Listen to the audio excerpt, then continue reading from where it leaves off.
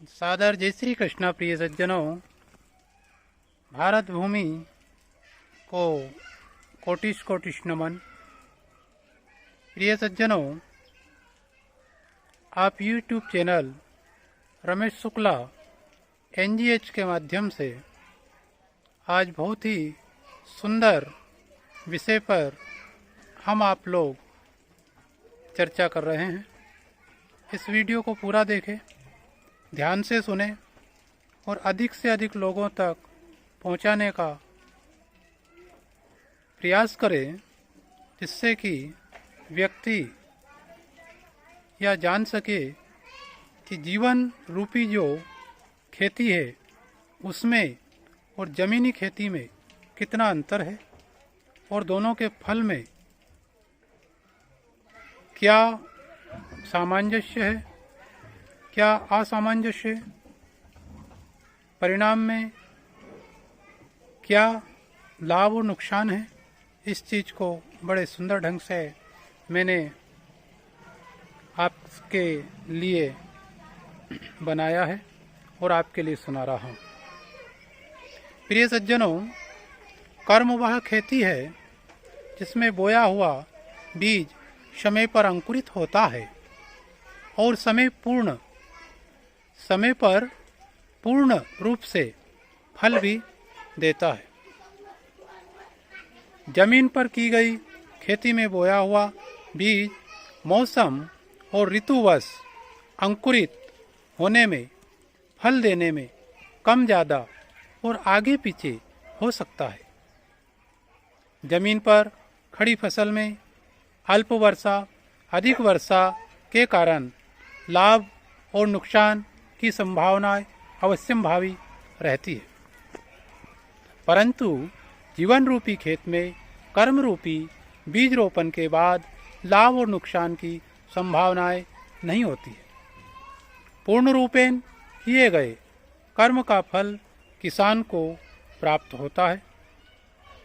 जमीनी खेती की फसल को चोर चुरा सकता है, जीवन रूपी खेती की फसल को चोर कभी नहीं चुरा सकता।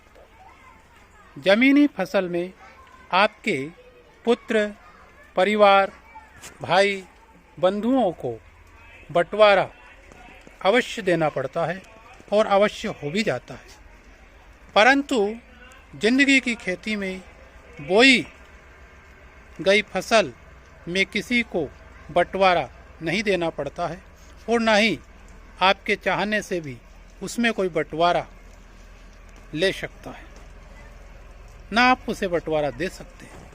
आपकी कमाई संपत्ति का बंटवारा कोई भी करा सकता है, परंतु आपके कर्मों के फल का बंटवारा आप चाहो तो भी नहीं हो सकता है।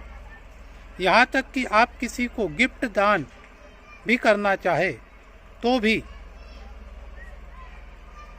किसी काल में संभव नहीं है। यह स्वयं आपको ही 100% सुख और दुख के रूप में प्राप्त होगा। प्रिय सज्जनों, यह तन जीवन खेत है, कर्म और वचन दो किसान हैं, पाप और पुण्य दो तरह के बीज हैं और दो तरह के फल है, सुख और दुख। आपने आपके जीवन रूपी खेत में कर्म और वचन रूपी किसान के द्वारा जो बीज बोया, या पुण्य रूपी बीज बोया या पाप रूपी बीज, पूर्व जन्म में, इस जन्म में और जन्म जन्मांतर में भी आपके द्वारा बोए हुए, आपके द्वारा किए हुए कर्मों का संचित फल, कर्मों का संचित फल ही आपको प्राप्त होता है। यह आप सुख और दुख के रूप में उन्हें भोग रहे हैं। इस जन्म में, पूर्व जन्म में, जन्म जन्मांतर में जो भी कर्म रूपी बीज, पुण्य रूप और पाप रूप जो आप बोकर आए हैं, उसी के फल स्वरूप यहाँ सुख और दुख के रूप में उसे हम सब लोग भोग रहे हैं। रामचरितमानस का भी एक सुंदर प्रसंग है। काहू न कोहू सुख दुख करदाता, निज कृत कर्म भोग शब भ्राता। कोई किसी को सुख नहीं देता और ना ही कोई किसी को दुख दे सकता है।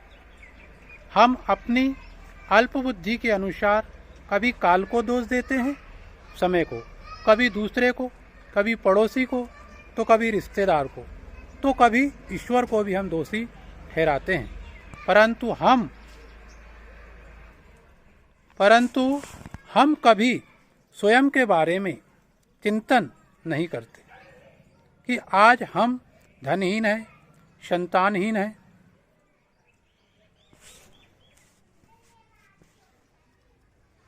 आज हम धनहीन हैं, संतानहीन हैं, स्वास्थ्यहीन हैं, रोगी है, या अन्य किसी आदि व्याधि से हम परेशान हैं।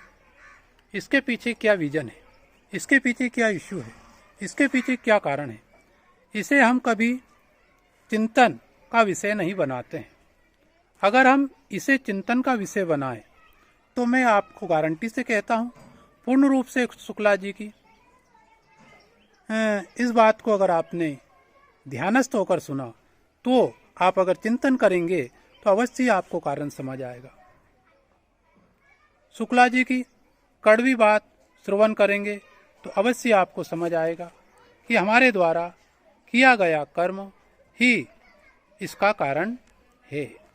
इसलिए सदैव अच्छे कर्म करें, सदैव अपनी संस्कृति, सभ्यता, संस्कार, सत्संग और सज्जन और सद्गुरु से जुड़े रहे, जिससे आपके जीवन में सदैव सुख की सरिता बहती रहे। यही कामना आपके लिए हम सदैव करते हैं। जय श्री राधे। इस चैनल पर आप अगर नए हैं तो चैनल को सब्सक्राइब करें। इसी तरह के ज्ञानप्रद वीडियो को देखने के लिए आप चैनल रमेश शुक्ला NGH को अवश्य सब्सक्राइब करें और इस धार्मिक प्रचार को अधिक प्रसारित करें। श्री राधे।